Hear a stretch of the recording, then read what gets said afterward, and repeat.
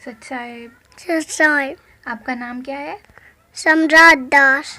अच्छा, कहाँ पे रहते हैं आप? जबलपुर। जबलपुर में कहाँ पे? जबलपुर शांति नगर। ये पापा मम्मी ने भी नाम लिया है?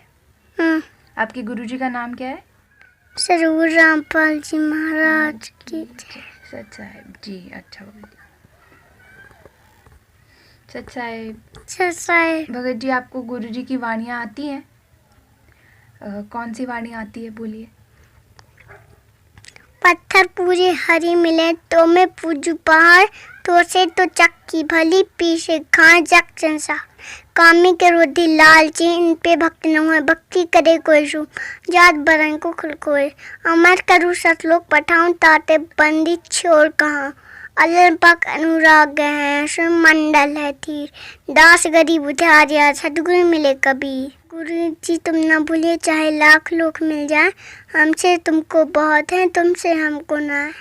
भगत जी, आपने जो वाणियाँ बोली उनका मतलब पता है आपको? उनका अर्थ क्या है? अर्थ? हाँ, जैसे अलल पंख अनुराग है सुन मंडल है थी, इसका वाणी का मतलब क्या है, आपको पता है? बताइए। अलल पंख आकाश में उड़ता रहता, वो बड़ा अंडा देता है, जहाँ केले के झाड़ उसमें गिरता, नीचे जाते जाते वो फूट जाते, कभी बंदर के साथ खेलते कभी शेर के साथ। जैसे भी वो फूट जाता है तो उसके अंदर से क्या बच्चा निकलता है? अलल पक्षी का। फिर वो क्या करता है नीचे जाके? नीचे जाके अपने माता पिता की याद बनाए रहता है। माता पिता की याद बनाए रहता है, वो अपने माता पिता की याद बनाए रहता है, मैं कब बड़ा हूँ, मैं कब माता पिता के पास जाऊँ। तो गुरुजी क्या बताते हैं इस वाणी से कि हमें गुरुजी की याद बनाना चाहिए, जयोबंदी छोड़ की, ताकि हम वापस कहाँ जा पाए? सतलोक। जयोबंदी छोड़ की। जब वो पक्षी जाता है तो किसको लेके जाता है? हाथी को। इतना ताकतवर पक्षी होता है? किसको उठाता है? हाथियों को? हाथी को। एक हाथी? 4 हाथी। 4 हाथियों को उठाता है? अच्छा। गुरुजी की और वाणी आपने अभी एक बोली थी, कौन सी थी वो? कामी के रोधी। हाँ, तो उसका अर्थ क्या है, बताइए। काम क्रोध मोह लोभ, जो ये रखते हैं उनसे भक्ति नहीं होती, भक्ति सूरमा करता है। सच साहिब। ये चित्र में कौन है? भगवान। कहाँ है भगवान? जेद। क्या नाम है भगवान का? सरूर देव। और ये रथ जा कहाँ रहा है? ये रथ सतलोक जा रहा है। अच्छा, सतलोक में क्या है? सतलोक में खेलने मिलता है।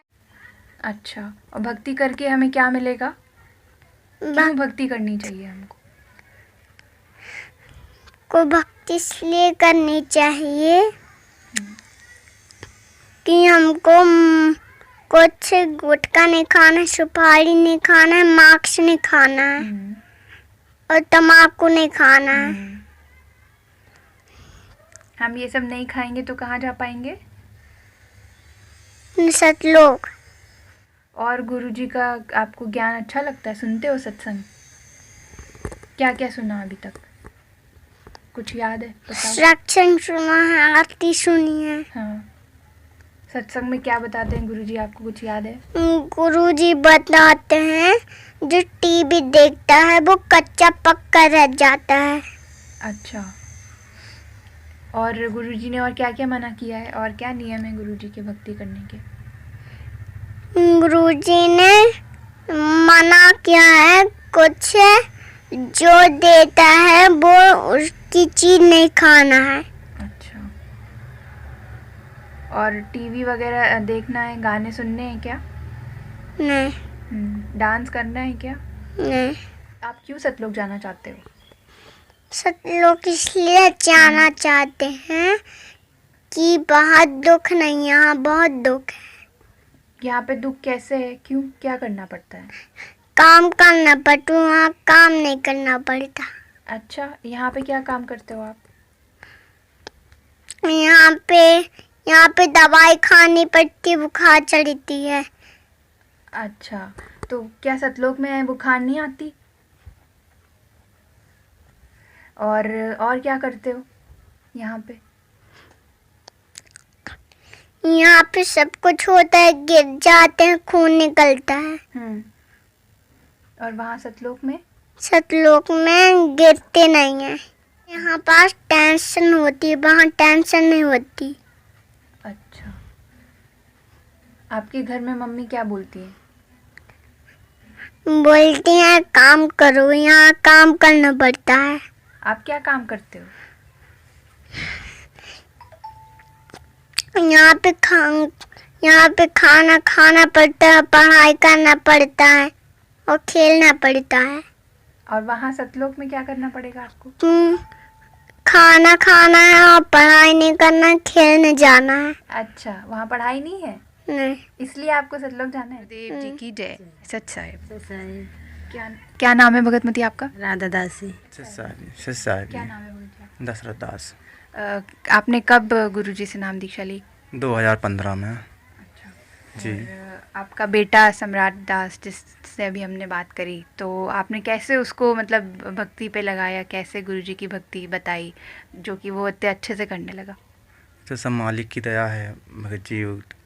मालिक से जुड़े हमको 3 साल हो गए हैं और उसके मन में अच्छी मतलब भक्ति आती है और अच्छी भक्ति करता है वो। अच्छा, तो आपने जब गुरु दीक्षा ली परमात्मा से, तो आपको कुछ कष्ट था या कैसे आप जुड़े मालिक से, कैसे आपको पता चला गुरुजी का ज्ञान? मेरे को भगत जी बहुत कष्ट थे। मेरे सिर में इतना दर्द था कि बहुत तेज़ दर्द चलता था, यहाँ चलता था, यहाँ चलता था, यहाँ चलता था। इतना तेज़ दर्द चलता था कि मैं सह नहीं पाता था दर्द।